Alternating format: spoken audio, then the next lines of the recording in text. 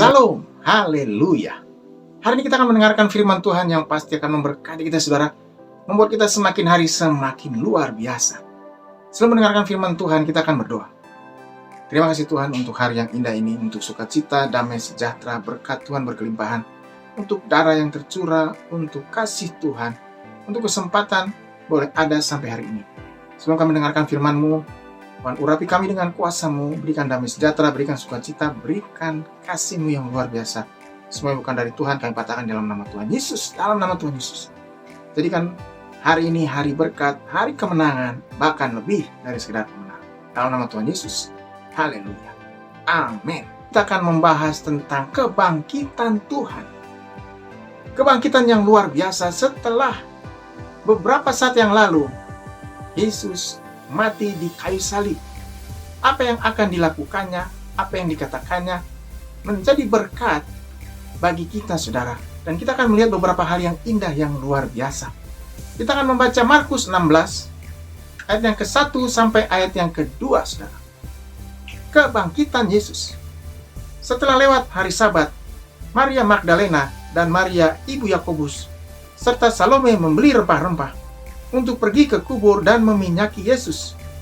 Dan pagi-pagi benar, pada hari pertama minggu itu, setelah matahari terbit, pergilah mereka ke kubur. Tema hari ini, saudara, pagi-pagi benar. Inilah yang dilakukan oleh ketiga orang perempuan yang luar biasa. Yang pertama, Maria Magdalena. Yang kedua, Maria ibu Yakobus. Yang ketiga, Salome. Mereka berencana untuk datang ke kubur Yesus. Dan sebelumnya, mereka membeli rempah-rempah untuk meminyaki Yesus. Ada kesatuan, ada kerjasama yang luar biasa, saudara. Inilah yang saya mau katakan.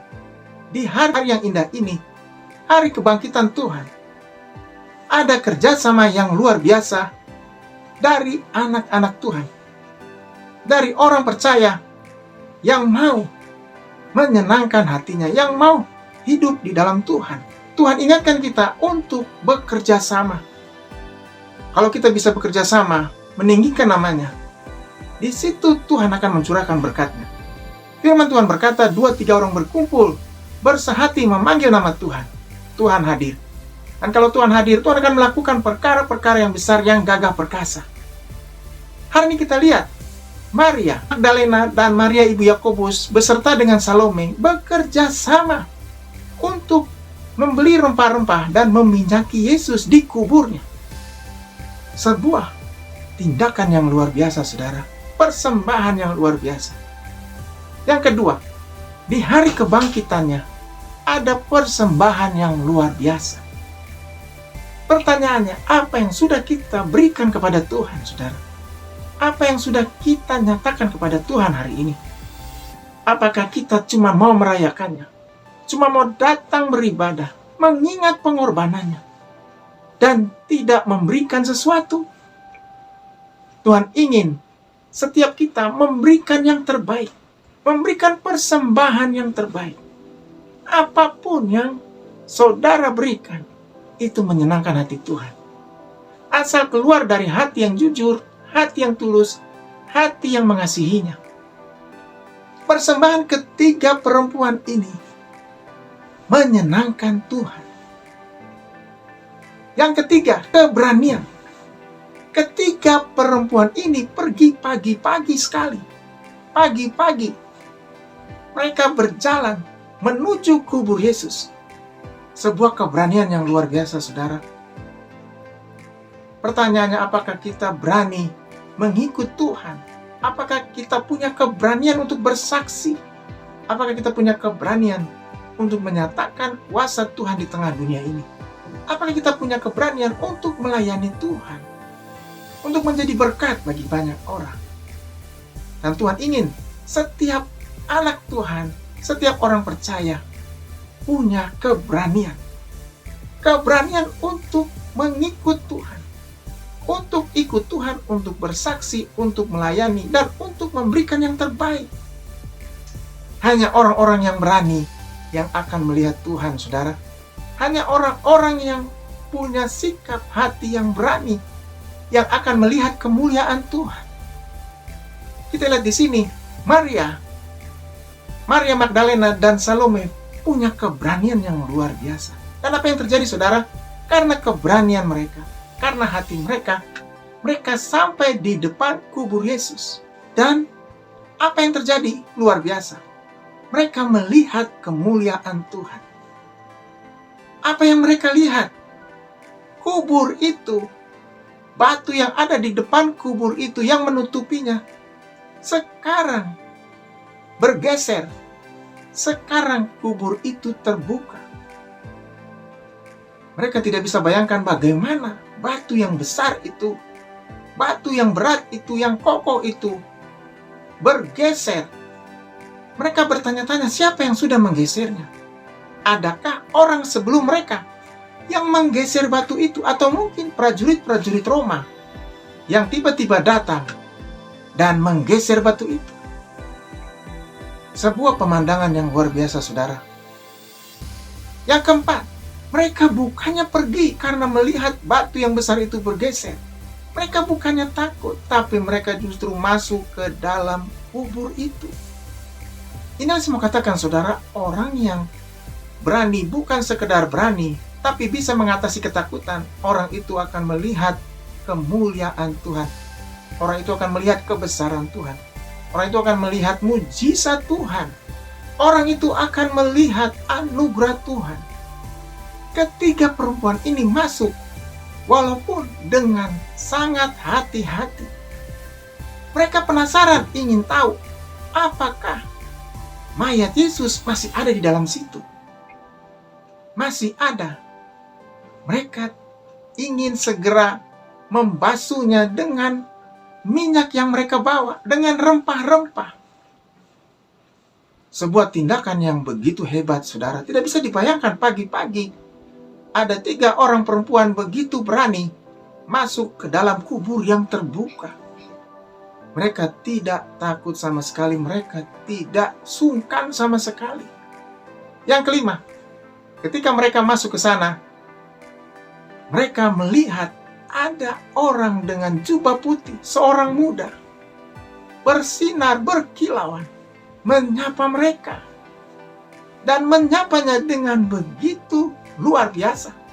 Kita baca di sini, di Markus 16, ayat yang kelima. Lalu mereka masuk ke dalam kubur, dan mereka melihat seorang muda yang memakai jubah putih, duduk di sebelah kanan. Mereka pun sangat terkejut. Ayat yang ke-6, tetapi orang muda itu berkata kepada mereka, jangan takut. Kamu mencari Yesus, orang Nazaret, yang disalibkan itu. Ia telah bangkit.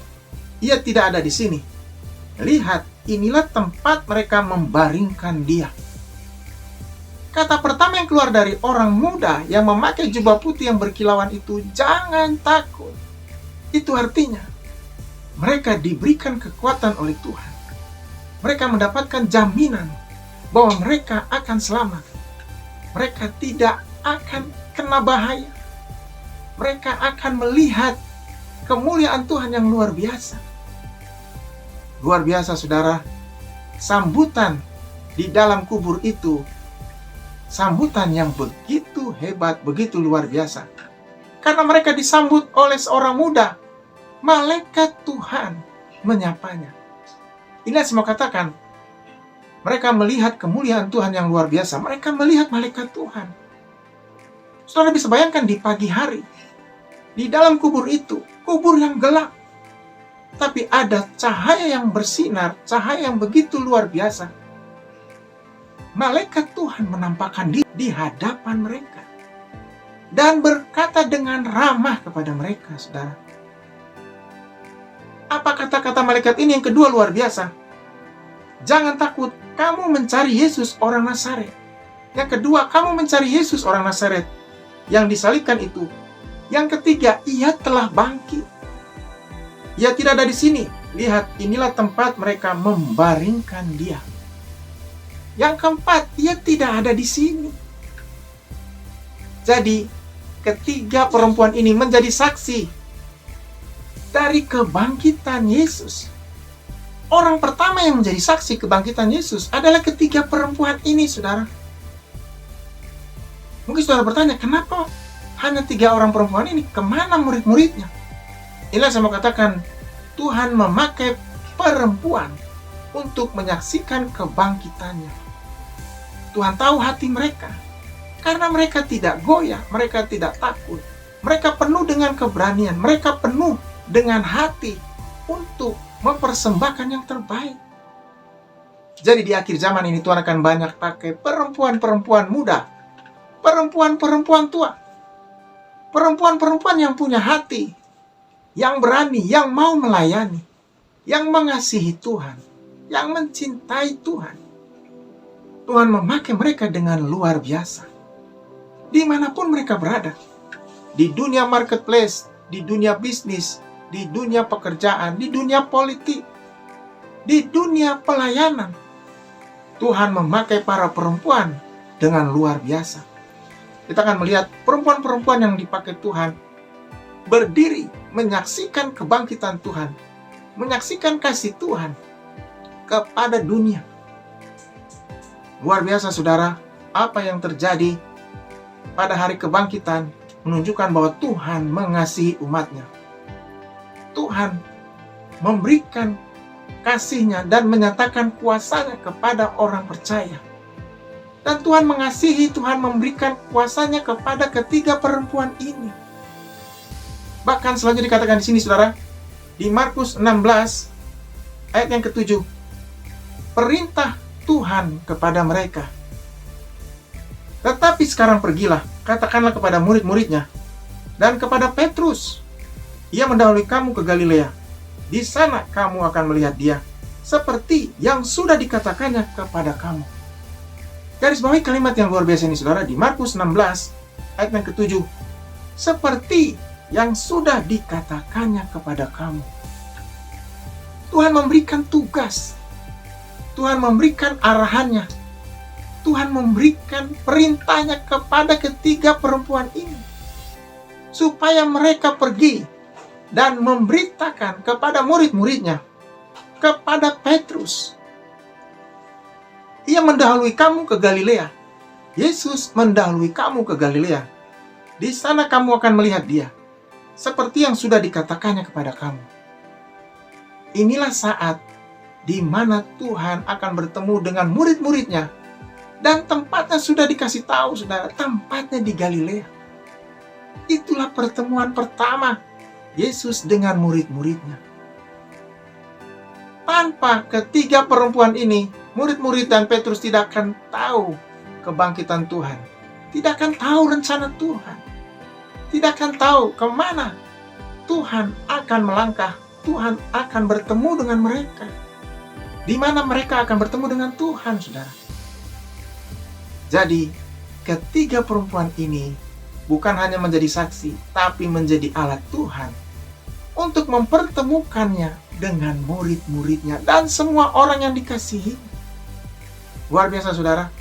Jadi, hari kebangkitan adalah hari pertemuan antara Tuhan dengan murid-muridnya. Siapa murid-muridnya? Saudara dan saya. Saudara dan saya adalah murid-murid Tuhan. Murid-murid Tuhan yang mendengarkan firman Tuhan hari ini, yang menyimpannya dalam hati, merenungkannya, melakukannya, dan berbuah lebat. Tuhan ingin bertemu dengan orang percaya. Tuhan ingin bertemu dengan saudara dan saya, dan mengatakan bahwa dia sudah bangkit, dia hidup, dia sudah mengalahkan maut. Maut sudah dikalahkan dan maut tidak ada lagi di hadapannya. Dia sudah mengalahkan kuasa kegelapan. Tuhan ingin mengatakan kepada kita bahwa dia sudah mengalahkan maut. Dia sudah menebus dosa. Dia sudah mengakhiri semua pertandingan di Golgota. Dan sekarang dia datang untuk menyatakan kasih-Nya, menyatakan berkat-Nya, menyatakan mujizat-Nya.